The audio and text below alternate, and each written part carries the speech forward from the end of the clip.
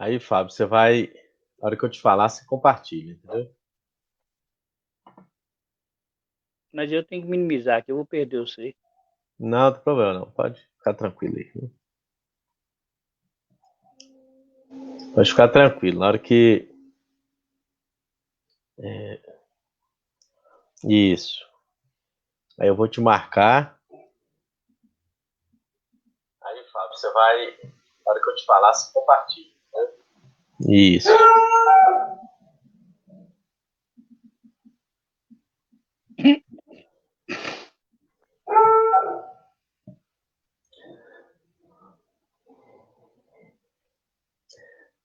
Conseguiu, mestre?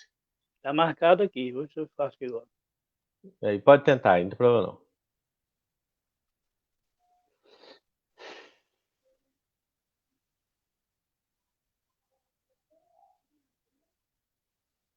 Ok, estamos aqui compartilhando. Beleza, compartilhado. Certo. Uma ótima noite a todos. Hoje teremos a nossa live sobre questões quilombolas. Também aí falaremos da Lei 10.639 de 2003 e também outros assuntos importantes que são pertinentes ao nosso estudo. Só lembrando vocês aí que o professor Marcos daqui a pouco estará conosco aqui na tela para Tá falhando aqui, discutirmos travou também. essas relações, certo? O professor Fábio também está entrando ao vivo. Houve um problema técnico. Por enquanto, se ajusta, vamos falar um pouco aqui sobre essas relações étnico-raciais, as resoluções e o que é concernente à resolução e às escolas quilombolas. Lembrando que o Estado ele trabalha mais ou menos assim com a educação regular, a educação quilombola, educação do campo, educação indígena, são aí modalidades que estão presentes no currículo da rede estadual. Então, a resolução das escolas quilombolas, ela vai trazer para a gente aí todas as diretrizes.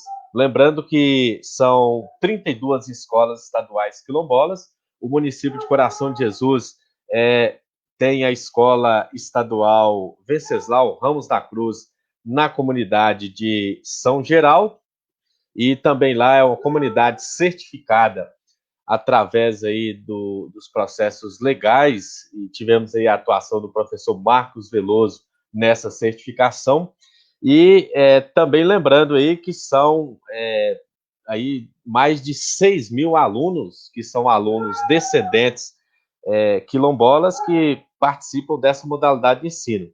E também nessa diretriz aí, a gente pode lembrar o seguinte, que o projeto político pedagógico dessas escolas está amparado nessa referência, e lembrando aí da integração e articulação da realidade histórica, do regional, política sociocultural e econômica dessas comunidades.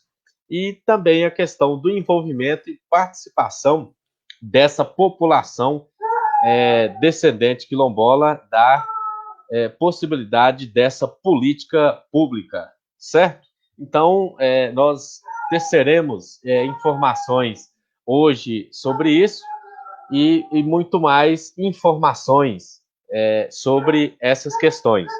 Lembrando também a questão da literatura negra, que faz parte dessa identidade, dessa expressão de conhecimento.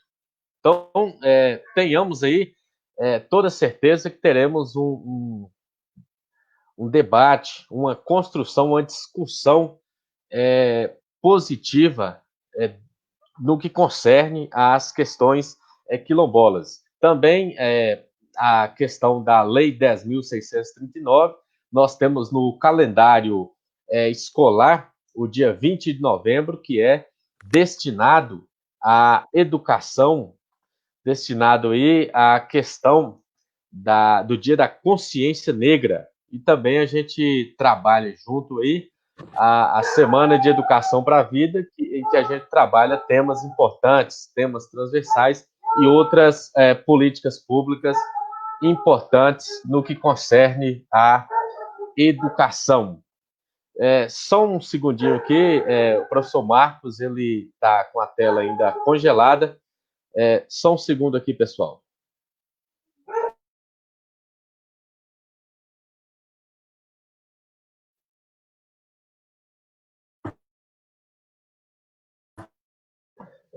Então, pessoal, o professor Fábio Francisco Batista também não conseguiu retornar ao estúdio. Então, vamos seguindo a nossa discussão aqui para a gente poder fazer o nosso trabalho. Lembrando que hoje nós temos aí o patrocínio da loja Flávio Lima Jesus. Eu sou empreendedor individual da Polishop. Você pode contactar comigo através do Zap 992199412. São mais de 1.500 produtos que você pode ter no conforto da sua casa. Os produtos são entregues aí pelo correio, pelas transportadoras, e são produtos que têm grande qualidade, porque a Polishop está com mais de 2 décadas no mercado.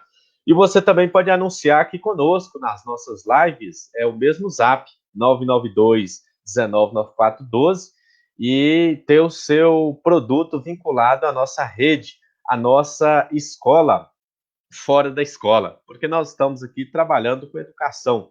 E o tema de hoje, questões quilombolas, são temas que estão aí no contexto social, político, histórico da nossa educação, da nossa comunidade, ok? Então, nós vamos começar aqui, enquanto os nossos participantes de hoje conseguem acesso à nossa plataforma de transmissão, sobre a literatura negra, né? Então, literatura negra é o quê? É a literatura produzida por nós negros. Então, essa literatura, ela também está no currículo escolar, não deve ser trabalhada somente na Semana de Educação para a Vida, ali próximo do dia 20 de novembro, Dia da Consciência Negra, deve ser trabalhado durante todo o ano letivo. Então, essa literatura negra, ela, como eu disse, é escrita pelo próprio negro, e a partir da subjetividade, a partir da identidade, a partir da construção e a partir do ponto de vista que está inserido aí na questão da narrativa e desses poemas. Então a gente vai lembrar o seguinte, que é uma expressão direta daquilo que vem de dentro, aquilo que vem da emotividade, aquilo que vem da expressão, aquilo que vem do imaginário, do sentimento, aquilo próprio do negro que vai ser registrado e transmitido para que as pessoas leiam e tenha aí a interpretação, tenha o envolvimento, tenha a emoção, tenha o sentimento do que é ser negro, talvez do que passou negro, do que o negro projeta para si na sociedade. Infelizmente, nós temos uma sociedade ainda com sombras de racismo, preconceito e discriminação. Inclusive, acontece aí o 9º dia de manifestações contra a morte do negro norte-americano, o George Floyd, que faz com que a comunidade negra se una e vá protestar contra a tirania do Estado, contra um policial branco que usou aí da força, da brutalidade e cometeu esse homicídio que está na mídia, está nos canais de televisão e as pessoas estão na rua. Então essa literatura ela vai falar sobre essas questões, o tráfico negreiro, a questão do negro como sendo escravizado, porque a gente não vai mencionar essa questão de trabalho escravo. A gente vai usar o termo, o vocábulo, trabalho escravizado, porque quem é que iria se aceitar como escravo? Então, o trabalho escravo foi algo imposto, algo forçado, e a gente vai usar, então, escravizado, vai ser um adjetivo que vai estar colocado como uma nova forma, uma nova expressão de denominação, certo? Também a gente vai chamar dessa literatura algumas formas importantes, como a questão de Machado de Assis, ele vai ser inserido aqui como um escritor negro. na época, talvez ele não esteja identificado como negro, mas hoje muitos autores, muitos críticos literários, eles vão classificá-lo como um negro escritor. Ele que é considerado o maior escritor, contista da literatura brasileira aí, de acordo com as escolas literárias, os estilos de época, tá certo? Então, a gente vê aí a dominação cultural branca, que é a maioria esmagadora, mas no Brasil nós temos cerca de 114 milhões de negros. Então, nós somos mais. O problema é que a gente não consegue se expressar, a gente não consegue ainda a força de conseguir manter, né, a mesma condição do branco. Então a gente vai ficar à margem. Então, vocês estão entendendo essa questão aí desses personagens negros, a questão aí dos estereótipos, como que é o negro na literatura, estendendo aí para a teledramaturgia, como que é a participação do negro nessa parte aí da representação, da personificação no teatro, no cinema, nas novelas. Então, vamos fazer essa reflexão aí. E lembrando também palavras aí como racismo, abolicionismo, preconceito, tudo isso está imbuído no que eu estou transmitindo para vocês. Lembrando que vocês podem participar aí através do chat e também compartilhar essa live para que as pessoas possam participar e a gente ter aqui uma aula, uma roda de conversa, uma discussão. Lembrando também de Cruz e Souza, lembrando aí também de Lima Barreto e vários outros, mas desses aí, Machado de Assis, Lima Barreto, Cruz e Souza, são nomes mais canonizados, nomes que estão no estilo de época, que participam do Enem, que participam do Paes da Unimontes, e eles são nomes que fazem parte desse imaginário, fazem parte dessa cultura, fazem parte desse processo de literatura negra, tá certo, pessoal? E nós temos aqui um poema muito importante de Solano Trindade. Este poema, eu vou declamá-lo aqui para vocês, que ele resulta, assim, uma identidade, como se fosse um banzo, como se fosse uma representação do que é negro. Então, vamos contemplar, vamos declamar essa produção para vocês. Sou negro. Sou negro. Meus avós foram queimados pelo sol da África. Minha alma recebeu o batismo dos tambores, atabaques, gonguês e agogôs. Contaram-me que meus avós vieram de Loanda como mercadoria de baixo preço. Plantaram cana para o senhor do engenho novo e fundaram o primeiro maracatu. Depois meu avô brigou como um danado nas terras de Zumbi. Era valente como que, na capoeira ou na faca, escreveu, não leu, o pau comeu. Não foi um pai João, humilde e manso. Mesmo vovó não foi de brincadeira. Na Guerra dos Malês, ela se destacou. Na minha alma ficou o samba, o batuque, o bamboleio e o desejo da libertação. Esse texto aí é do escritor Solano Trindade. O professor Fábio conseguiu estabelecer a Boa noite, conexão. professor. E boa noite, Fábio. Eu estava segurando aqui a nossa audiência, falando da literatura negra, a questão dos cânones como Lima Barreto, Machado de Assis, Cruz e Souza.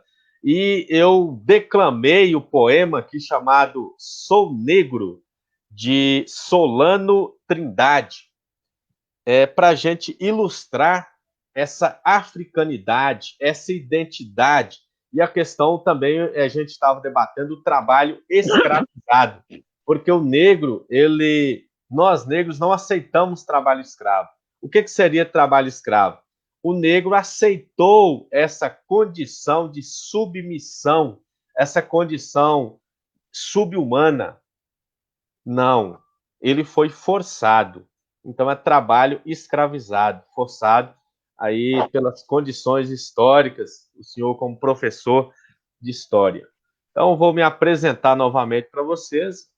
O professor Marcos não conseguiu acesso à plataforma. Eu sou Flávio Lima, professor de língua portuguesa, literatura e redação da Rede Estadual de Ensino. Também sou radialista e adoro comunicar com pessoas como vocês. E o professor Fábio vai apresentar para a gente começar a dialogar e seguir a nossa live. Boa noite, Flávio Lima. Boa noite a todos que estão assistindo a live. Que fala sobre políticas públicas para o povo quilombola e indígenas, né?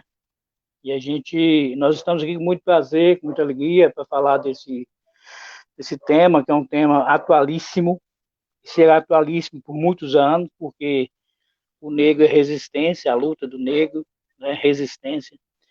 E muito mais do que resistir, é buscar novos caminhos, né, Flávio? E resistir já passou da época de resistir. Então, assim, eu fico muito feliz, e você já leu aí alguns poemas, né? Eu não pude compartilhar desse prazer de ouvir você falando poema, eu tenho certeza que foi de grande valia, porque valoriza a cultura negra, né?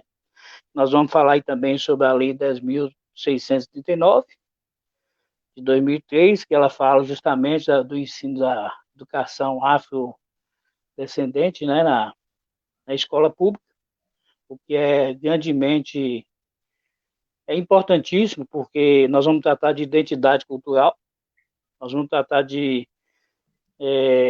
a própria história do negro, né?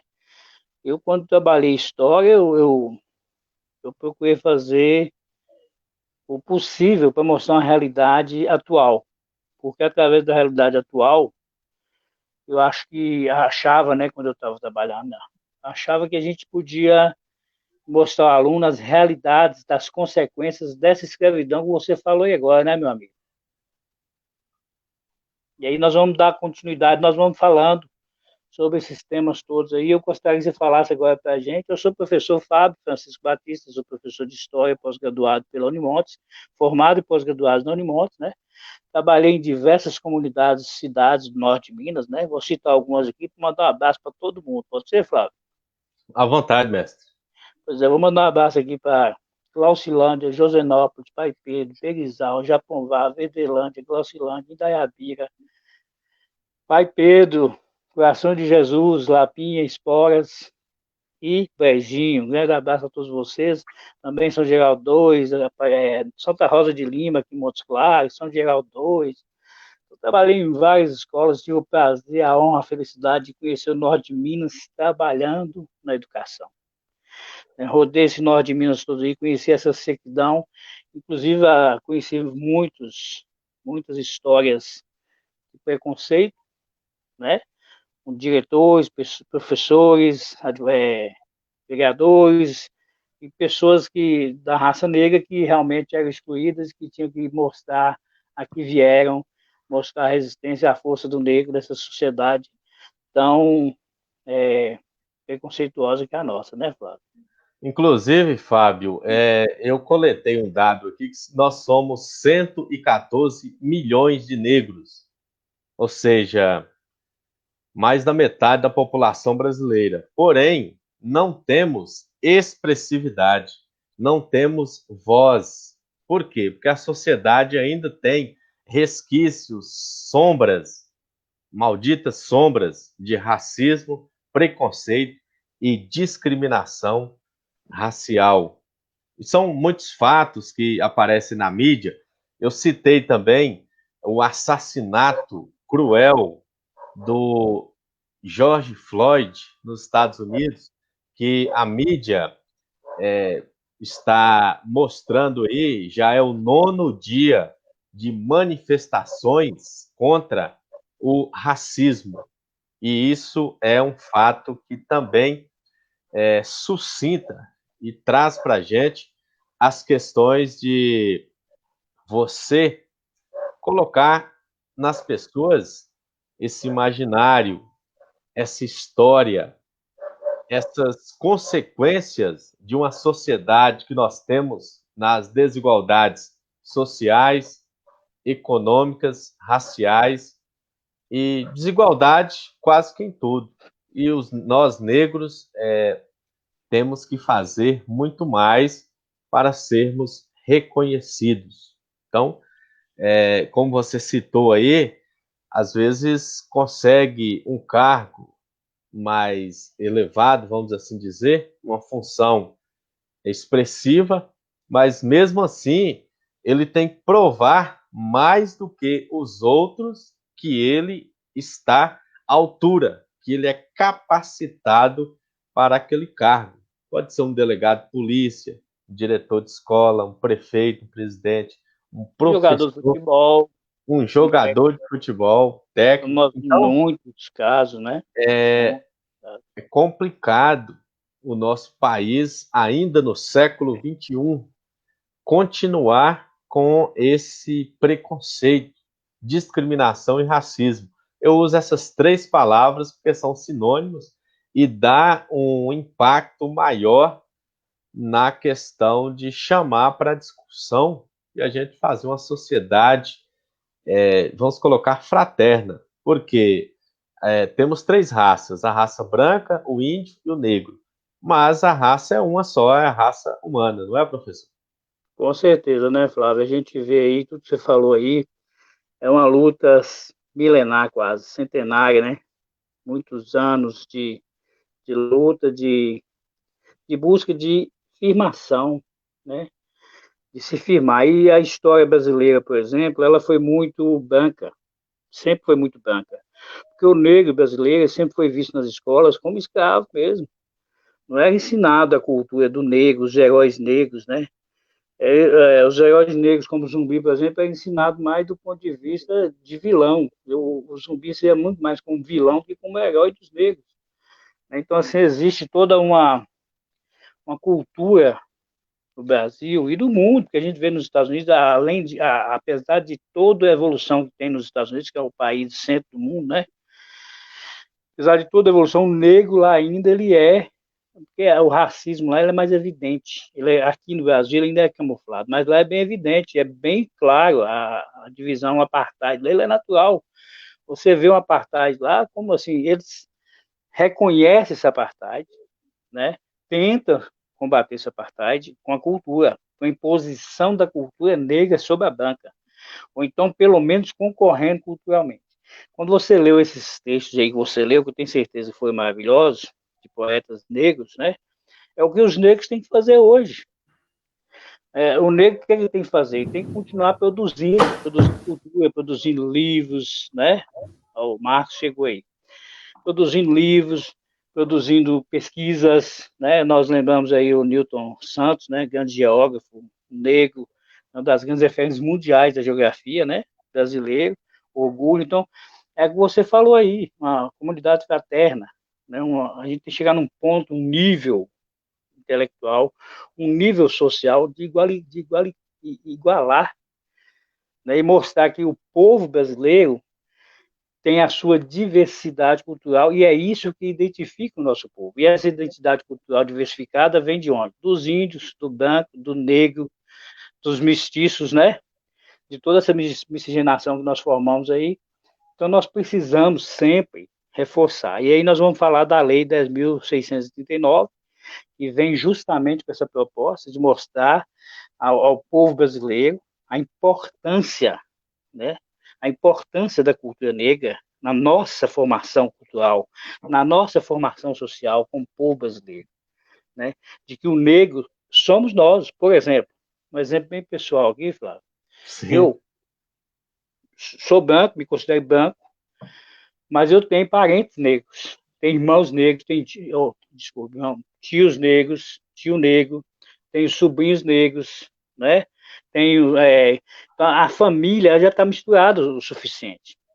Então não é só a questão da cor da pele, mas é a questão da etnia, a questão da cultura negra, né? Aí nós vamos entrar aí também na questão dos quilombolas, que vai ser outro tema aqui, o Marcos está tentando vir para falar para a gente. Aliás, eu li o texto de Marcos, moço, que texto interessantíssimo, hein? Aí contando a história lá do quilombo lá de, como é que chama lá? Esporas, né? É, Marcos, ele fez um belo trabalho, inclusive a monografia dele, da Unimontes, é sobre essa questão quilombola. Ele foi vereador em Brasília de Minas e também professor na escola do Borá, que fica a é, 13 quilômetros de Esporas, e ele conseguiu certificar aquela comunidade e outras adjacentes lá, e também ele ajudou na questão do São Geraldo, e ele escreve muito bem sobre isso. E outros lugares que ele trabalha, traz essa parte desse estudo, dessa prática. Também a questão relacionada à parte dos alunos dele, ele trabalhar com eles a questão das cotas raciais, os intercâmbios com a UFMG, a Unimontes. Então, eles conseguiram um trabalho monumental através da inserção desses jovens negros na educação superior.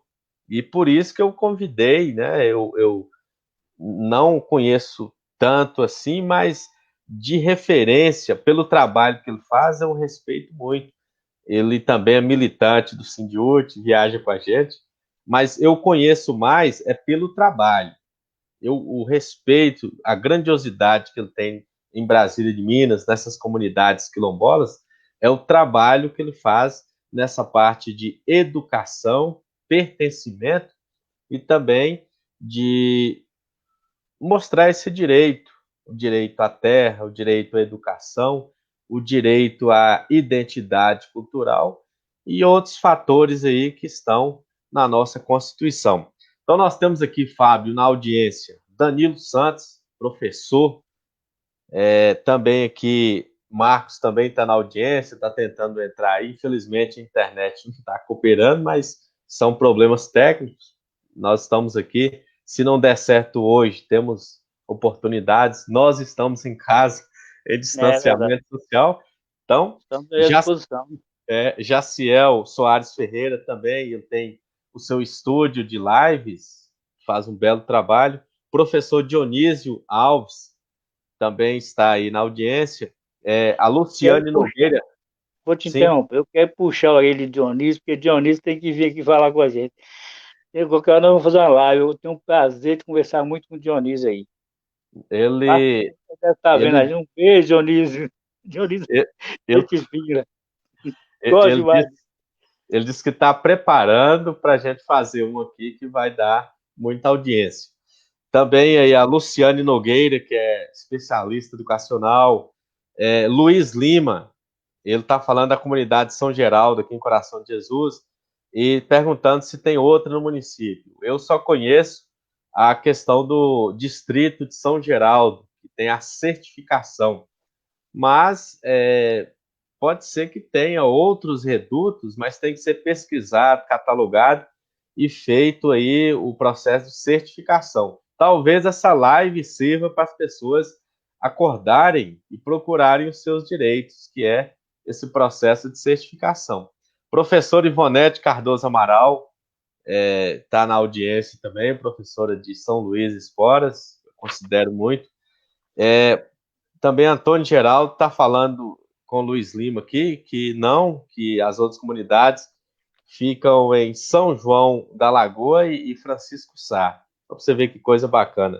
E também William Frois do Tamboriozinho, que é um líder comunitário lá do distrito, da localidade de Tamboriozinho, né, Fábio? E talvez, não sei se há essas comunidades, esses resquícios, essas pessoas possam ter, né, esse processo de certificação que realmente tem um ganho na escola, ou seja, a educação quilombola, ela ressarce, ela repassa para a escola os valores melhores referente à merenda, referente à manutenção e custeio dos alunos. Tem a questão da terra também, que pode acontecer aí, o acesso à terra desses quilombolas, também questões relacionadas a direitos, acessos, a própria chegada na Unimotes, na UFMG, eu estou falando aqui que são universidades estadual e federal, e todo o ganho, não é? O direito. O direito é o quê? Aquilo que está na Constituição e a gente tem que lutar por ele. Você não vai prejudicar ninguém, você vai apenas ter aquilo que lhe é garantido por direito, certo?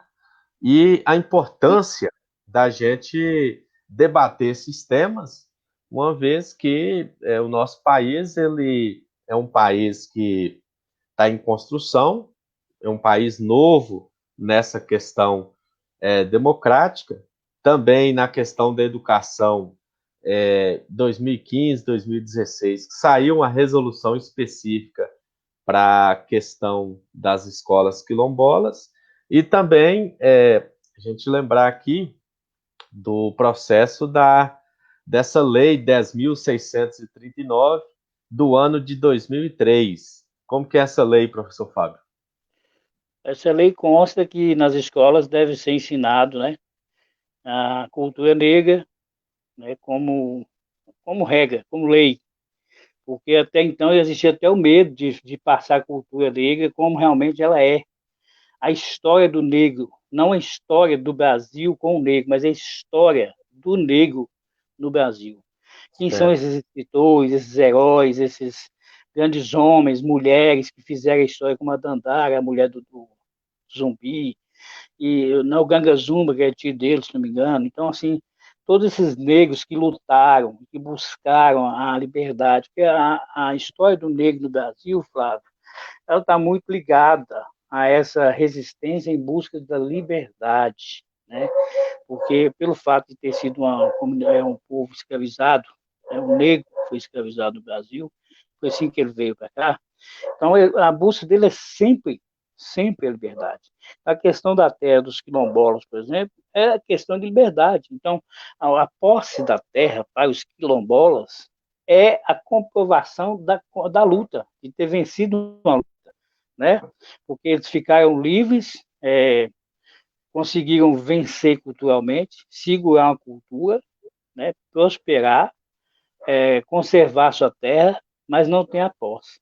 Então, a questão da posse da terra para os quilombolas é de extrema necessidade para a vida deles. É a vida, porque é ali que eles falam assim, ó, meus antepassados lutaram, chegaram aqui, morreram e não viram a liberdade, porque para eles a terra é vida, né? Está muito ligado à agricultura e entre as políticas públicas do governo federal e de todos os governos estaduais e municipais, né? Com apoio das entidades como o ICA, como a Emater, outros órgãos que trabalham com técnicas agrícolas, né? Inclusive respeitando as especificidades regionais, né? Porque a lei justifica isso, né? Falando da questão a Lei 10.639, ela fala de ensinar a história do negro, e é isso que as pessoas têm que entender, o que é muito difícil, porque é o que você leu agora, né? É pegar esses autores negros, pegar quem são os negros que lutaram, quem são os negros que fizeram, né? Inclusive, eu estava vendo um vídeo para a gente conversar aqui, e um vídeo muito interessante que uma professora de história negra falando justamente disso, que as pessoas, e é verdade isso, as pessoas nas escolas ainda preocupam muito com semana, por exemplo, semana da família, né? Já acabou, acho que nem existe mais, mas vamos supor. Aí fez aquela semana da família, passa igual o dia das mães, né? Parece que mãe só tem um dia das mães, acabou. Então, assim, a história do negro, ela é uma construção, cara. É uma construção que ela, desde 2003, né, com essa lei, que a escola, Flávio, ela é um instrumento guardião de cultura, né? A escola é um dos instrumentos mais fortes de preservação e de resistência, principalmente nas escolas quilombolas, né? E as escolas quilombolas, elas têm, por lei, né, o direito de fazer um currículo adaptado para as escolas quilombolas, né? Levando aquela igual o índio, né? Tanto que essa lei 10.639, em 2015, ela aumentou, uma fala nela, que é quilombolas, índios, né? Os quilombolas e os índios com os mesmos direitos, né? Mas eu lembro, Flávio, se você me permitir, eu lembro, em 2003 eu estava trabalhando em Montes Claros, aqui na região minha, na prefeitura. E eu lembro que quando essa lei foi aprovada, nós fizemos aqui no Colégio São José, você deve conhecer o Colégio São José, Marista, Sim, né? certo. E teve um grande encontro lá, com os professores, professores de cultura negra, que vieram até de fora, de Belo Horizonte, e de Uberlândia, Rio de Janeiro, para fazer, foi tipo um dia inteiro, para falar da lei, para falar da cultura negra, da importância da resistência, da preservação da cultura negra no Brasil. Então, assim, você vê uma pessoa, você vai na loja comprar boneca, é um tema, você compra uma boneca, só tem boneca. Agora que começou, do tempo para cá, tem uma boneca negra, né? Então, assim, a menina até, eu vi uma fala de uma colega aqui esses dias, ela falou assim, e a professora manda pintar um rosto lá da cor da pele, e todo mundo pinta de amarelo, de marronzinho claro e tal. Então, assim, pinta da sua cor, pinta da cor que você quiser, mas cor da pele da sua pele, negra, né? Então, assim, tudo isso, nós fomos... A escravização, ela não é só física, é uma escravização também cultural, porque é muito, muito ruim, né? A gente pega, inclusive, um exemplo claro, que é o Brasil, né? O próprio Brasil, independente de raça, nós temos muito submissão à cultura americana, né? A gente vê aí na música, nos filmes, então que eu torço e que penso que os professores, principalmente os professores negros, né? Criem mais essa consciência de ensinar a história do negro, né? Eu não sei nem como tá, eu já tenho 7 anos que eu estou fora da sala de aula, né, Fábio? Mas estou sempre ligado aqui nessas razões e esse tema, quando você me chamou para fazer essa live aqui, eu fiquei um pouco assim preocupado, porque é um tema abrangíssimo, grande, enorme, né? E aproveitar aqui e mandar um grande beijo para minha amiga Nete, que está assistindo aí, viu, Nete? E eu lembro que você me convidou, inclusive acho que foi o mesmo evento que o Marcos fez lá, deve ter participado pelo texto que eu li de Marcos, né, que ele conta lá do pé de piqui e tal. E eu lembro que Neto me convidou, mas no dia eu não pude ir, fiquei impossibilitado e fiquei muito sentido, porque ela falou, ô Fábio, você perdeu e tudo, realmente, viu, Neto? Eu tenho certeza que eu perdi muito e até hoje eu lembro disso aí. Então é isso, Flávio, a gente tem que ir ao Marco aí, né? Não, quem é que tá aí? Esse é Antônio Professor Antônio. Geraldo, professor de História. Eu Prazer, pedi, boa noite, professor. gosta Então de é isso aí. participar, né? Manda ver aí, professor. Ei, Fábio, Hum. Antônio Geraldo, ele é professor de História também, lá da comunidade Brejinho, e Ah, fica doido para participar. Nós não estamos fazendo nada em casa, vamos dar aula aqui pro é povo, né? bom, moço, a gente trocar essas ideias, conversar um pouco, conhecer gente nova, um rapaz inteligente, capaz, competente, de Deus, que nem ele, é bom demais. Prazer, É, Antônio. Antônio Geraldo, sobre o coração de Jesus aí, você que está atuando, Fábio já está aposentado, tem toda essa sabedoria, porque a gente tem informação, conhecimento e a sabedoria. E Fábio já está graduado como na sabedoria, certo? E você está galgando esse processo aí de chegar à sabedoria. Então, a informação, todo mundo tem, conhecimento alguns e sabedoria para poucos.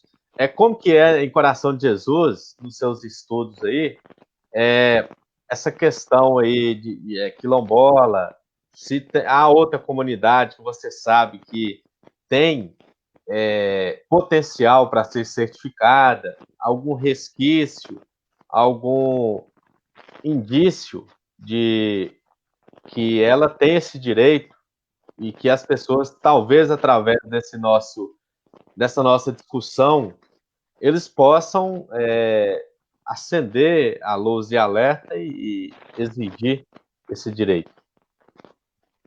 Bom, Flávio, boa noite para vocês. Boa noite a todos aí que estão ouvindo. Precisa se passar por um crivo e algumas avaliações antes que tenha-se o registro, né, de título de comunidade quilombola. Então, é preciso fazer um levantamento populacional, é preciso fazer um levantamento sócio-histórico. E, assim, tem o Conselho, né, norte-mineiro, que ele é responsável por isso, né? Antropólogos hoje, se eu não me engano, estão até vinculados a pesquisadores da Unimontes, né? Eles contribuem muito com essa questão da pesquisa. E eu não me lembro de alguma outra comunidade que tenha feito esse pedido. E até a comunidade, né, do distrito de São Geraldo, muito se já questionou se seria somente a localidade ou todo o distrito de São Geraldo reconhecido como comunidade quilombola. Não tive acesso, mas estive conversando com um professor amigo meu, e ele me diz o seguinte, que a maioria, né, das comunidades que estão ligadas ao distrito de São Geraldo, eles fazem parte, né? E, se eu não me engano, também Cismaria, Mocambo, eles estão ligados a essa comunidade, né, de São Geraldo. Mas é muito importante a gente realmente valorizar essa cultura, né, de comunidade quilombola, igual vocês falaram aí sobre os recursos, né? A gente tem as escolas hoje de área rural, né, que é a escola do campo. Nós temos a escola de comunidade indígena, temos a comunidade quilombola e a comunidade aí de área urbana. Então, realmente, o ensino e o recurso, ele é diferenciado, né, para a comunidade quilombola, né? E, assim, eu acho muito importante. Mas não me lembro. Eu conheço uma comunidade que fica em São João da Lagoa e tem uma comunidade quilombola em Francisco Sá. E, assim, o interessante é que, realmente, essas pessoas, eles carregam na sua fala, a sua maneira de ser, assim, é como se você estivesse vivendo o passado nos dias de hoje. Então, assim, realmente é uma cultura muito interessante, né? Essa questão da capoeira, as músicas, o lodum. Então, assim, eu acho bem interessante. Realmente é muito bom quando acontece essa afirmação, essa garantia de direitos e, principalmente, a questão do ressarcimento, vamos dizer assim. Esse ressarcimento vem através de quê? Da educação, do encaminhamento para a Unimontes, a UFMG, a questão também das políticas públicas para essa comunidade e o principal de tudo é garantir que essas pessoas tenham as suas identidades preservadas, a questão da cultura, e tudo isso se dá através da escola, porque a escola, como o Fábio disse, ela é a guardiã, é a mantenedora do saber. Uma associação não vai ter essa força, sei lá, uma cooperativa, uma outra organização, um sindicato, mas a escola, ela tem o registro, ela tem a sua história, o seu projeto político pedagógico, o seu regimento interno e toda a parte que vai fazer com que esse estudo, Fábio, como o senhor mencionou, o protagonismo do negro. Nós temos aí o negro tratado como antagonista ou até como vilão no cinema, no desenho animado, na novela. O negro tratado sempre como um trabalhador braçal, como a empregada doméstica, a personagem tia Anastácia de Monteiro Lobato, e vários outros estereótipos, mas sempre ligado ao trabalho forçado, trabalho pesado. A personificação, a representação da parte intelectual, da parte ali intelectível, são poucos. Hoje não, hoje com essa lei 10.639 de 2003, com o currículo escolar, a questão do 20 de novembro e a informação, a mídia, ganhamos um espaço maior. Mas é o que eu sempre digo, nós temos que procurar representatividade, ou seja, procurar estudar, os professores atuarem como protagonistas, como seres proficientes, como pessoas que são lideranças positivas, procurar representatividade na Câmara de Vereadores, nas prefeituras, nas assembleias, nos sindicatos, no direito, como advogados, como representantes, líderes personificados pela raça negra. Porque a massa ela precisa ter uma liderança firmada. Então, o que adianta um bando de gente lutando sem ter uma referência, sem ter uma representatividade, uma liderança positiva? Então, nós negros, nós temos que procurar essa parte que é o protagonismo. O que é protagonismo? É o primeiro, você ser o primeiro. Não para causar conflito ou confronto, mas para afirmação de uma raça que foi subjugada. Porque, professores, a história do Brasil, ela foi escrita pelo homem branco. Não é verdade, Fábio? A maioria dela.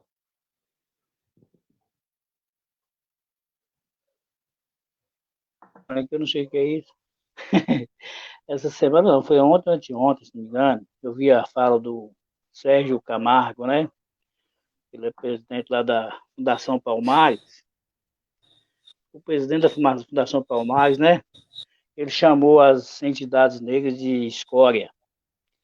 Lembrando, inclusive, que essas associações, né, pela raça negra e tudo, todos esses movimentos negros que tem no Brasil inteiro, foi esse movimento, esse povo que correu atrás dessa lei 10.639. Não foi lei de deputado A ou B ou C, não. Foi uma lei, a vitória das comunidades negras. E todos os negros do Brasil, todos os negros do Brasil, primeiro, quando você fala de identidade, claro, não é só a identidade cultural, mas a identidade física mesmo, da cor da pele. Tem muitos negros que não aceitam ser negro. Eu acho, inclusive, que essa questão desse Sérgio Camargo, né? Ele não aceita, mas ele faz um papel de branco, sem querer, né, ofender ninguém, mas ele faz um papel de branco, né? Ele é negro, mas quer ser branco, alguma coisa assim, tipo Michael Jackson, né? E aí você vê um cara desse representando uma classe, uma comunidade negra. Então você vê os contrários, né, os contraditórios da história do negro aí. Um cara desse é negro, assume um cargo desse aí que está assumindo, podia protagonizar, como você falou, mas está protagonizando o quê? O desprezo, né, a violência, aumenta, é igual a questão do George, como é que chama? Floyd? Floyd. Aquilo George ali, Floyd. aquilo ali não foi só ele. Você viu na França também, teve outro caso lá que antes foi, parece que falar que não foi o policial que matou e tal, e agora descobri que foi culpa do policial mesmo, alguma coisa assim, e aproveitar o movimento dos Estados Unidos, já estão fazendo movimento lá também, em Londres também já tem movimento. Então você vê que a questão negra não é só brasileira. Mas no Brasil você vê casos, por exemplo, igual a família foi metralhada no Rio de Janeiro, metralhado no começo do ano passado, vocês lembram? Né? Agora morreu um garoto lá no Rio de Janeiro, entrar na casa do tio dele, mataram um menino de 14 anos. Então, tudo isso é a subserviência que o negro ainda carrega por questão cultural. Então, assim, ainda aceita muita coisa. E aceita por quê? Porque ele precisa produzir cultura para ter referências culturais. O negro não precisa ter só uma referência de luta física, como o Zumbi, que foi inteligentíssimo, né? E que fez o que fez, mas não é só essa referência de força. O próprio Hitler falava, né, que o negro é força e o branco é inteligência, para menosprezar. Não sei se vocês sabem disso, né? Então, assim, tem que tirar essa ideia de que o negro não é inteligente, né? Que o negro não existe isso, não existe. O que existe foi escravidão, foi cruel. Né? A escravidão no Brasil foi cruel. É igual você falou no começo da sua fala aí, Flávio, lá no começo, né? A questão da escravidão, ela é dolorosa para todos, para tudo. Aí você imagina, né, professor Antônio? Você imagina, você que é da área nossa aí, você imagina aquele povo saindo, né, com a Lei Áurea, 300, 400 negros, sem rumo, sem nada. Prostituição, né? Se tivesse droga naquela época, igual tem hoje, né? Tinha morrido muito negro das drogas. Então, você tinha a cachaça, tinha outras coisas, mas mesmo assim não era igual. Então, você vê esse povo saindo 300, 400 pessoas sem rumo, sem trabalho, sem nada, para moitar onde? Nas favelas. Então, nós temos, sim, uma dívida. Não é eu, branco, que tenho uma dívida com os negros. Não é o Antônio, não. Quem tem é o povo brasileiro, inclusive os próprios negros. Eles têm que buscar, e têm que ser incentivados a buscar a sua história. Porque tem eu esqueci o autor agora. Tem um autor que fala: o povo que não conhece a sua história é facilmente dominado. Vocês podem pesquisar, porque eu não lembro o autor. E é realmente o que acontece. No Brasil, o que está acontecendo agora é isso. Um povo aqui é facilmente dominado, Flávio, porque não conhece a sua história. Você vai conversar com as pessoas não sabem nada de história, e olha que você ensina, explica, debate, né, Antônio? Conversa, põe para ler, passa vídeo, faz movimentos de debate na sala, que é o que mais a gente faz. O professor de história geralmente gosta muito de debate. Você lembra, né, Flávio? Nós já trabalhamos juntos, você lembra. Então é isso. A questão da identidade tem 3 palavrinhas básicas, Flávio: identidade, cultura e poder. Identidade, cultura e poder. Quando você junta identidade com cultura, você olha, conversa com um negro inteligente, que é formado, que conhece bem, que é estudado, e pergunta essas 3 palavras para ele, ele vai identificar na hora a importância da cultura dele, dentro da nossa cultura brasileira. Então, a gente fala de diversidade cultural, né? Diversidade cultural, nós somos, a característica do povo brasileiro é a diversidade cultural, né? E é isso que o povo tem que entender, que o negro existe, que o negro é parte da nossa cultura, como índio, como branco, né? E o próprio negro tem que buscar isso. Ele não pode ficar de braço cruzado, não, porque a resistência só já não basta mais, não. É isso aí, mestre. Essa questão importante aí de levar pela força física, ou seja, apanhar peso, massacra. Então, os caminhos são ligados aí à escola, ou seja, acesso ao ensino médio, depois o Enem, depois a questão de ir para a universidade.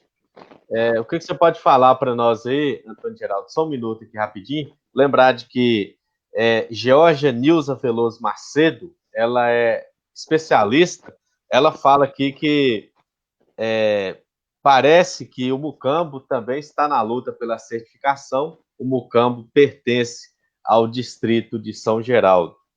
Fernanda Vasconcelos, professora Clarice Rabelo, Marcos Vinícius, Neidson Galeza e outras pessoas na audiência.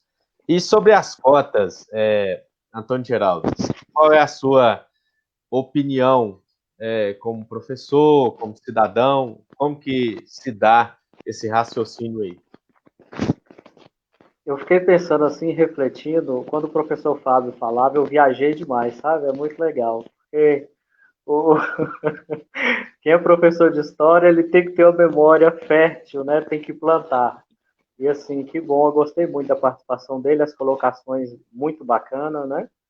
E assim, eu penso o seguinte, Flávio, quando os europeus eles foram para a África escravizar aquela gente, é aquela questão, eles desqualificaram para poder dominar.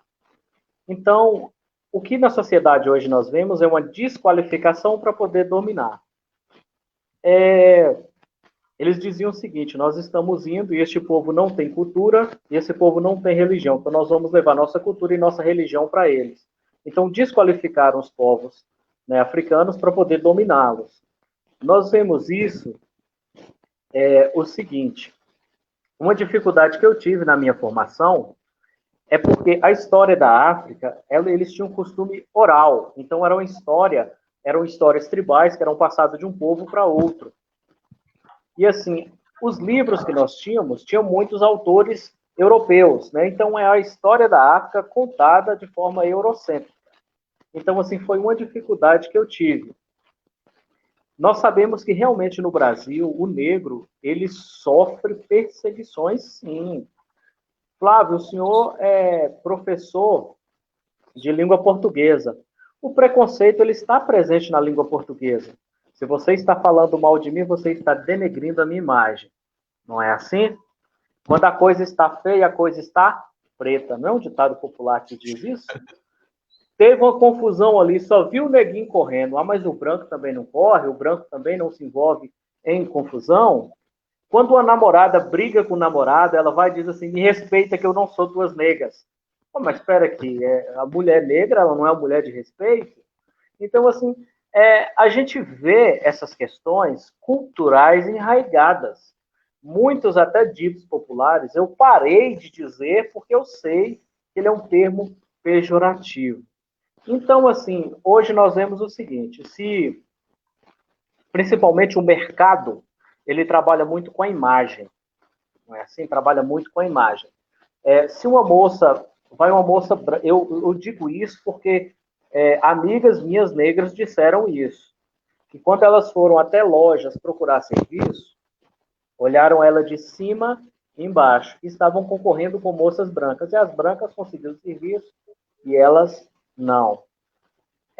A questão da cota, né? Até Danilo perguntou aí se a questão é justa ou não.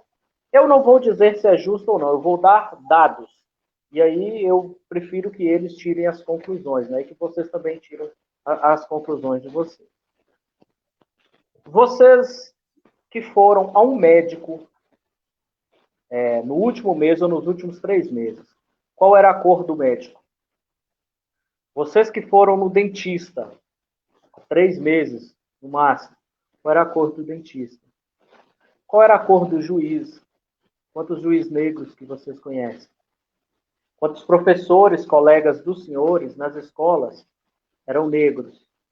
Quantos diretores em Coração de Jesus hoje são negros? Quantos advogados negros que os senhores conhecem?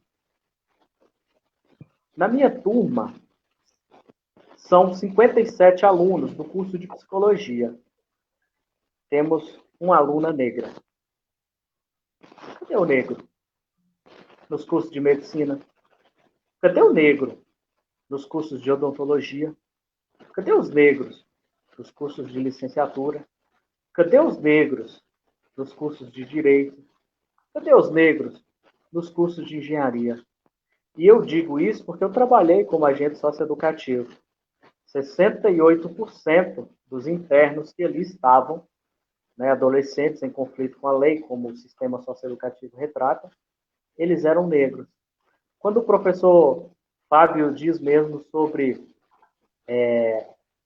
adaptação à Lei Áurea, eu fico pensando o seguinte: assim, o mundo ele é tão diferente porque nós pensamos assim, assinou o tratado, a Lei Áurea, que proíbe a escravidão, a princesa Isabel, heroína por fazer isso. Na verdade, tinha uma pressão da França e uma pressão da Inglaterra. Por quê?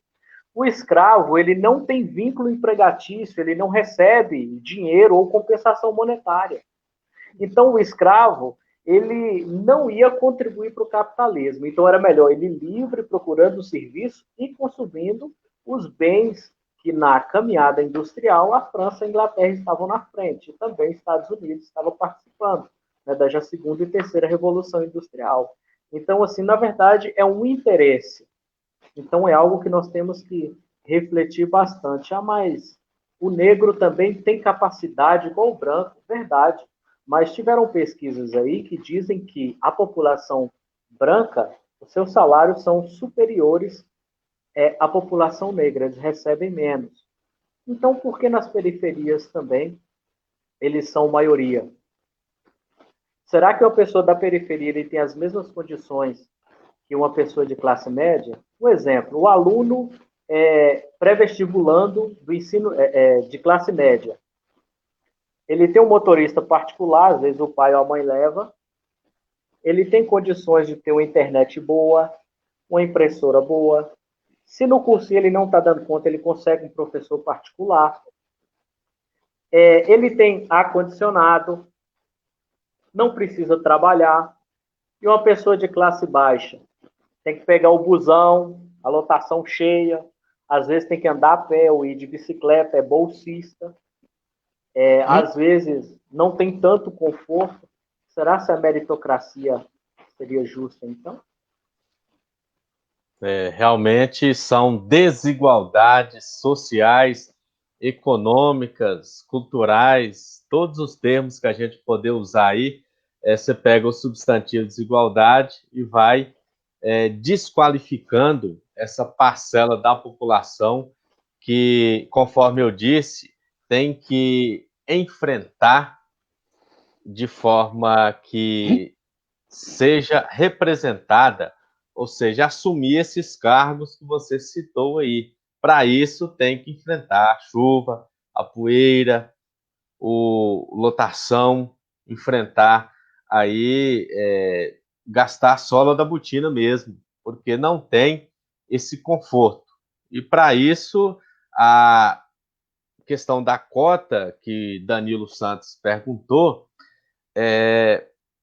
melhorar a educação básica é uma ideia que eu dou. Claro que existe a questão da desigualdade educacional, a desqualificação da educação pública pelos nossos governantes que não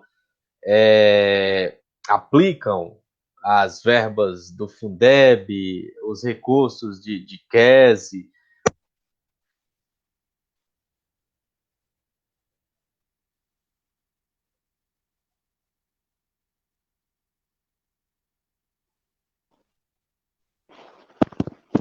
Professor, seu microfone parou? Flávio, estou ouvindo, Flávio, não. Vocês estão me ouvindo aí? Eu estou ouvindo o senhor. O de Flávio, o microfone dele me parece que ele... E aí? Agora voltou.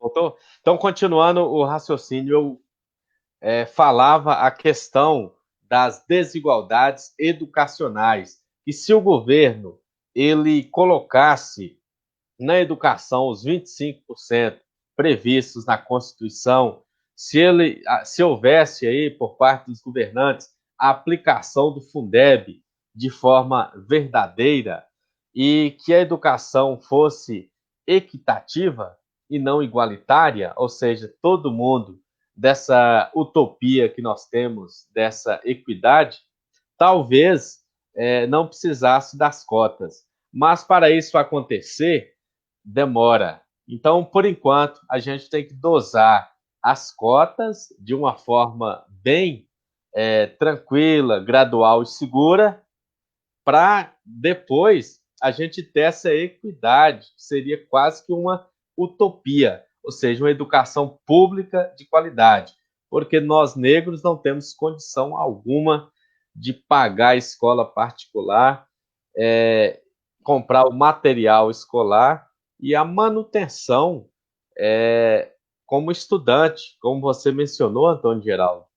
Tem que trabalhar porque as contas não brincam, não é, Fábio? É verdade, né? O professor Antônio Geraldo falou uma coisa importantíssima. Aliás, tudo que ele fala é importante, né? Mas chamou a atenção aqui. É que ele falou aí, tudo que ele falou aí sobre as cotas, eu acho importante frisar que eu olho pelo lado do racismo institucionalizado, né? O racismo institucionalizado é aquele cotidiano, onde você vê as escolas são racistas, né? São preconceituosos. Ele falou, citou muitos exemplos aí, né? Você vê a empregada doméstica, a maioria negra, você vê o sistema carcerário, grande parte deles são negros, né? A maioria absoluta são negros. Então, há uma injustiça social com o negro, e foi mão de obra que ajudou a construir o país. Então, há injustiça. Então, assim, durante toda a história do Brasil, né, quem ajudou a construir o país foi os negros. Né? Quem foi lá para o canavial cortar a cana, que deu centenas de milhares de libras de dinheiro para o Brasil, foi o negro que estava lá. Aí o negro que estava lá no engenho. Né? O negro que estava lá nas minas, escondendo diamante e ouro nos buracos, e morria com 25 anos de idade, porque não tinha mais, né, por exploração física. Aí o negro que estava lá. O branco tinha um chicote. Tem até um poema que eu lembro um pedacinho dele aqui, mas que me chamou muita atenção na sexta série. Fala mais ou menos assim, eu não lembro nem o autor mais, mas eu acho que é Cecília Meirelles, mas eu não tenho certeza. Fala assim, Pai João tá no tronco, Pai João vai morrer. Aí esse poema é muito conhecido. Depois tem uma parte que fala assim, e a mamãe tá, dá, aos filhos de ioiô para mamar. Então, assim, a própria. Tem até fotos críticas da época de a negra carregando o branquinho como se fosse um cavalinho, né? Tem essa foto famosa aí. Então, assim, são muitas questões do cotidiano que ainda. Não, você pega toda hora, você pega uma pessoa aí. Esses dias eu vi um vídeo aqui de uma mulher no trânsito e chamando um rapaz que é motorista de ônibus e macaco, parece. Aí você pega lá o jogador de futebol, foi chamado macaco. O ex-treinador do Flamengo foi xingado também, porque questões técnicas, né? No São Paulo teve aquele Michel Bastos também, que foi, né, agredido por causa disso. Então, assim, volta e meia, isso é o que a gente fica sabendo na mídia. E o cotidiano, o dia a dia, nas ruas, nas lojas, quantas pessoas, igual o Antônio falou aí, deixam de arrumar emprego porque são negras, né? Porque ainda tem sua visão daquilo que o Antônio falou aí, tem muito a visão ainda, né, de que o negro está ligado a ladrão, coisa ruim, coisa preta, tá escuro, tá mal, tá ruim é porque é negro, né, Antônio? Então é isso, dessa cultura, esse racismo institucionalizado, tudo que institucionaliza fica muito impregnado. Então, por isso que eu vejo que esse negro que a gente vê hoje, pensando, nós estamos no século XXI, pô, você vê uma situação dessa nos Estados Unidos, no mundo, então nós vamos caminhar quanto, né? Quantos caminhos nós temos que andar para chegar na liberdade que o negro procura, ou que a sociedade procura. E os quilombos, né? Os quilombos têm esse papel, porque o Antônio falou uma coisa maravilhosa aí, rapaz. Que ele falou da questão da cultura do negro, do quilombo, como que você parece que você está no passado, né? A questão da leitura oral, né? A fonte histórica dos quilombos, como o próprio Marx colocou no texto dele lá, viu, Flávio, que eu tive prazer de ler, o Marx coloca essa questão oral lá, né? A questão do pé de piqui, a assombração e tudo, ele coloca isso como questão oral, e se enraizou, porque a questão oral é muito enraizada nessa cultura quilombola, né? Porque é a questão da fuga, a questão, aí entra a questão da tradição, a questão do misticismo, né? A questão da lenda, a questão de tudo que eles criavam, né? E que o pai branco ensinava, né? Como a questão do leite com manga, né, Antônio? Leite com manga faz mal para não, para não comer, para não tomar o leite, não comer feijoada. Então, assim, são Então, assim, culturas que vão se proliferando, assim, nem precisa. Né? Eu fiquei muito feliz de você ter me chamado, Flávio, porque é uma coisa até emocional quando você fala de etnia, de raça, de cor. Né? Muita gente confunde, por exemplo, preto é cor, raça é negro, etnia, né? Etnia, o que é etnia? É cultura. É cultura. Tem vários tipos de etnias negras. Né? Você vai na África, é assim. Então, assim, é isso que a gente tem que saber. O negro precisa estudar. E nós precisamos dar a chance do negro mostrar que ele realmente é brasileiro e fazer sua parte. E eu tenho visto muita gente bacana aí, estudando, correndo atrás, na mídia, na televisão, na internet, né? Graças a Deus, por bem do Brasil. Isso é importante. E Danilo Santos está falando aqui que nós somos poucos na política. É porque a política ela consegue a questão da lei, ou seja, a Lei 10.639 foi uma luta do negro.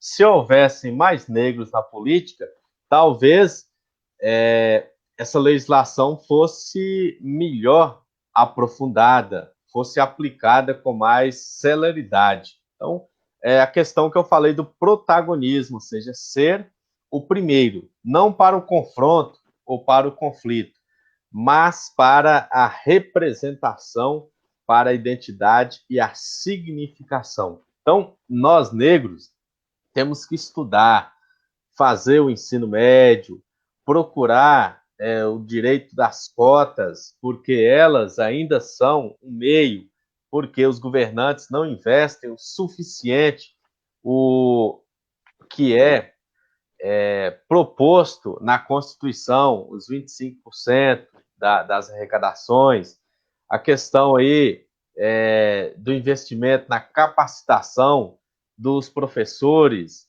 e também a questão da moral do professor, né? O professor ter aí o seu pagamento no 5º dia útil, o professor receber o piso nacional salarial da educação, R$ 2.883,15, o professor ter direito à sua promoção, progressão, a sua tabela de vencimentos, lembrando que o salário nosso ele é defasado, a gente recebe o dia que o governo quer, e existe o dinheiro, a verba do Fundeb, e eles fazem essa lambança, essa politicagem, e paga a gente o dia que quer. Eles monitoram a gente através de rede social, e eu falo isso aqui porque eu sou cientista político, professor de língua portuguesa, e eu tenho moral para falar isso aqui que eu estou falando. Eu falo e provo. Hoje, por exemplo, tem 432 milhões do Fundeb. São aplicações diárias. Amanhã tem muito mais. E nós não temos nem sequer uma escala de pagamento. O que quer dizer isso aqui com o assunto que nós estamos debatendo? Qualidade na educação. Profissional valorizado, serviço muito mais qualificado. Não é verdade, Antônio Geraldo? Com certeza. Freud ele diz o seguinte, que o amor ele é investimento. Então, quando você valoriza algo, você investe e luta por aquilo, né? Então, igual o professor Fábio colocou aí muito bem, a questão da sabotagem, né? A sabotagem ela é desde cultural. Não queria gastar-se com alimentos para os negros e não queria dar eles leite, né? Então, o que fazia? Deixava eles sem comida, janta, dava eles manga na manhã, para que eles não bebessem do leite, para não dar, né, prejuízo para o fazendeiro, falava que leite com manga envenenava. O negro, o serviço dele era um serviço baseado no que ele comia, né? Pegava-se uma tigela e se o negro não trabalhasse bem, ele recebia só meia tigela, aí o capataz ficava lá na hora da distribuição do alimento e falava assim, esse negro aqui é de meia tigela. E aí, culturalmente, hoje a gente diz que o pedreiro, né, de meia tigela, jogador de meia tigela, mas assim, tá na nossa cultura, mas é algo que vem, né, vem realmente esse lado obscuro do negro, né, causando essa obscuridade. Outra coisa assim, que eu acho bem interessante você falando aí, Flávio, sobre a questão da educação, né? Então, assim, Martin Luther King, né, ele lutou pelos direitos civis dos negros, né, nos Estados Unidos, e ele fez um discurso no Memorial de Washington, né, que inclusive engraçado, é até a frase que eu deixo no meu WhatsApp, né, I have a dream, né, eu tenho um sonho. Então, assim, ele diz nesse memorial que o sonho dele é que as pessoas fossem tratadas com igualdade, em um momento em que o negro ele tinha que dar lugar para o branco sentar no ônibus. E o protesto deles foi um protesto, né, passivo, em que eles não dariam lugar. E eu acho assim que cada um ele precisa ocupar o seu espaço. Por que nós temos hoje muitos jogadores de futebol, né, de futebol negro? Porque o maior de todos é negro, é o Pelé. Antigamente, igual você falou sobre as novelas, os papéis principais das pessoas negras era cozinheira, né? Hoje falamos secretária, mas antigamente se diziam empregadas. Então, assim, o ator negro, no cinema, ele passou a ocupar também o seu espaço, né? Então, hoje nós vemos grandes aí, nós vemos o Morgan Freeman, o Denzel Washington, né? E outros mais. Aquela atriz do filme Star Wars, né? Guerra nas Estrelas, eu esqueci o nome, ela era principal e era negra. E aí ela pensou em desistir, né, do cinema. Isso não é coisa para pessoa negra, aqui tem muitas pessoas brancas. E ela recebeu uma visita de Martin Luther King. E ele falou assim: não faça isso, porque você, para mim, é uma heroína. Você representa uma classe, você representa a esperança de um povo. Quando eu disse sobre a questão da formação, professores, se a gente tiver mais pessoas negras participando em cargos de destaque na sociedade, né, com representatividade, apesar que toda profissão é digna, né, mas os mais difíceis, principalmente pela complexidade da formação acadêmica, isso vai inspirar as outras pessoas. Eles vão dizer assim: olha, esse fulano chegou, eu também posso. Ó, ele foi igual a mim, saiu de baixo, né, e conseguiu ganhar o mundo, conseguiu ser um excelente profissional. Quando você fala do protagonismo na política, isso é tão complicado, porque até mesmo a participação feminina teve que se criar uma lei, né, em que 30% do preenchimento de pleito para candidatar-se à política, ele precisa ser do sexo oposto, né? Precisam ser 30% homens e 70% mulheres, né? Ou 70% homens e 30% mulheres. Mas as mulheres também participam pouco, né? Então, assim, nós tivemos a primeira deputada mulher negra em Minas Gerais, que foi a Leninha, né? Então, assim, a gente vê que realmente é importante que na política nós tenhamos mulheres, né, homens, e também tivemos também uma deputada federal aí, indígena, né, lá do Mato Grosso, que também foi eleita. Eu acho isso muito bacana, porque eles representam também, né, uma classe. Isso é interessante. Outra coisa também que eu acredito ser muito importante é essa questão da política e do protagonismo, é que, além de representar uma classe, né, lutar pelos direitos das pessoas, assim, eles acabam se tornando um ícone, né? Acabam se tornando um espelho. E isso, um espelho para os mais jovens, não é isso? Então, assim, a gente vê às vezes até em periferias, porque muitos se espelham na condição dos outros, né? Então, assim, quanto mais exemplos a gente tiver, mais pessoas participando, eu acredito que esse é o caminho. Essa é a direção que a gente tem que trilhar. É a questão do protagonismo, ou seja, o primeiro. Se tem um primeiro, ele vai ser exemplo, ele vai abrir caminho para que os próximos pensem. Se ele conseguiu, eu também vou conseguir. E vai tendo essa inserção, essa participação, essa proficiência. Aí, Ronaldo Cardoso dos Santos está lá em Nova Serrana assistindo a gente. Renato Alves, Larissa Lafetar também está nos assistindo. A Rosa Mística Moura, Fábio, lá em Água Branca, não sei se ela mora lá ainda. Simária Alves, também foi aluna nossa em São Luís. Danilo Santos, também já participou aqui. Manuel Bela Cruz, também está aqui. Evaldo Nunes Peixoto, professor de matemática, hoje trabalha na Copasa.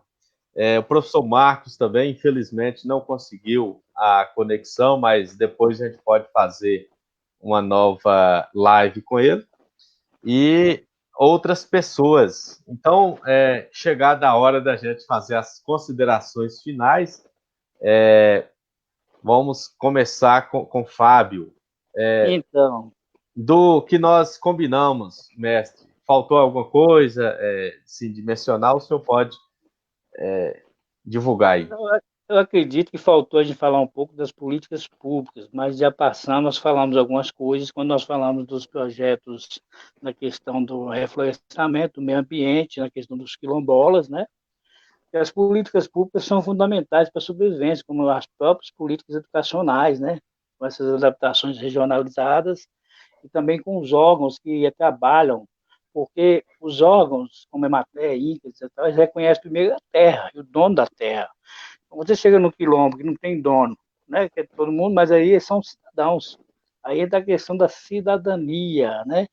Então, os independentes eles não têm a posse da terra, mas eles têm a posse moral e cultural dessa terra. Então, esses órgãos acabam prestando assistência técnica, e você, o Antônio, falou de uma coisa muito importante, que são os antropólogos, né?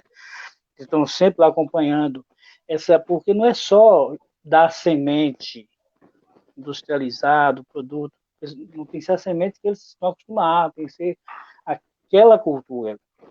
Então, assim, essa assistência técnica que vem das políticas públicas são fundamentais. E também nós sabemos que, como cidadão, eles têm direitos, e esses direitos ajudam a preservar e fortalecer essa cultura que precisa sempre lutar, né? Precisa sempre lutar. E é isso que eu acredito na força da busca da autonomia, né, de essas pessoas se unirem mesmo, buscar estudar mais, incentivar mais os filhos a estudar e buscar crescer sempre, que é a questão da universidade que o professor Antônio falou, é a questão seríssima, que é a qualificação científica, né? Então, assim, pouquíssimos negros estão na faculdade, pouquíssimos negros são médicos, poucos são advogados. Então, assim, eles têm que assumir.